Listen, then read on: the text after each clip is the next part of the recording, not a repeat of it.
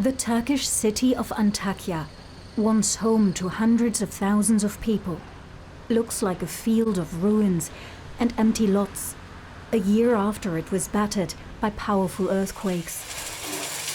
Excavators are still busy removing debris. Many neighborhoods virtually deserted, uninhabitable. On the outskirts of their destroyed hometown, Engin Ashka tries to create a sense of normality for his daughter Kavin.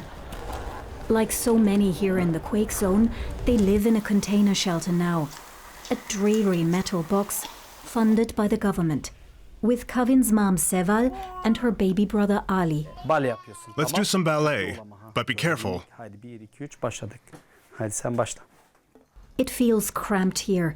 6-year-old Kavin has hardly any room to play, and the family is struggling with other problems.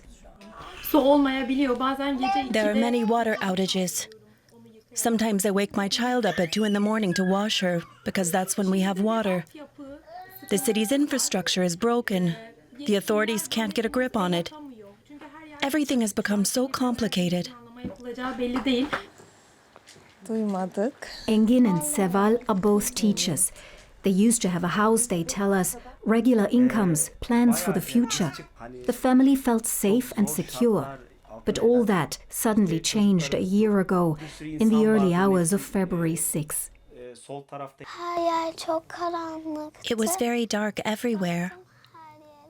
I looked around and the walls were cracking. Things were falling from everywhere. I thought I was having a nightmare. It wasn't just a nightmare, but a 7.8 magnitude quake followed by another massive tremor only hours later. They caused unprecedented devastation to southeastern Turkey.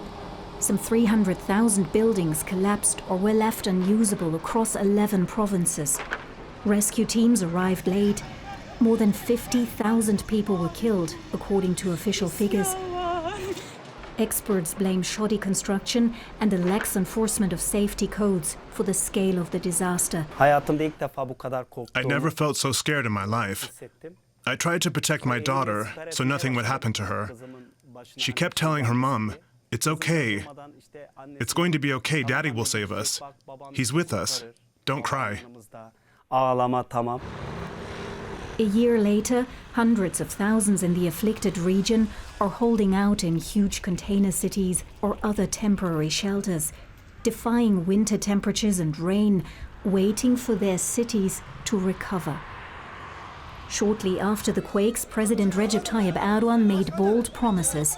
He said half the disaster zone would be rebuilt within just 1 year. Our goal in the first phase is to complete 319,000 homes and village houses within a year and hand them over to their owners. But reconstruction is progressing much slower than promised.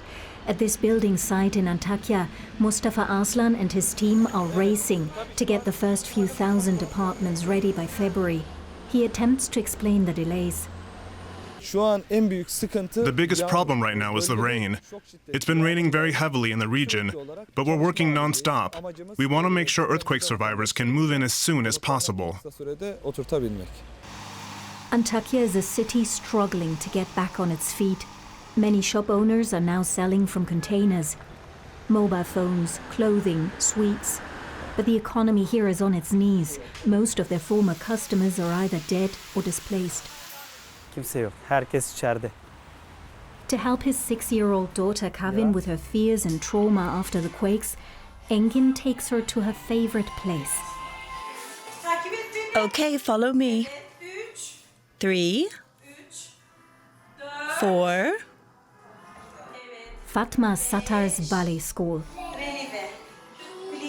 Some of the little ballerinas here have been orphaned by the disaster. Teacher Fatma knows what the children are going through. She herself lost relatives and friends in the rubble. Most of the children didn't smile. They were constantly distracted. They were so scared that they didn't want to leave their families. But slowly we helped them overcome their fears. We did it with art. We did it with love. We did it by working together. We just want them to have a bit of their old lives back. And the dance lessons are helping the parents too. It feels like a break for us. We can finally take a deep breath and forget all our troubles for a moment. It's a good feeling. Dancing, having fun, and forgetting the nightmare of the quakes. For Kavin and the other children, these are the happiest moments. A little time out from the strange new life in their ruined city.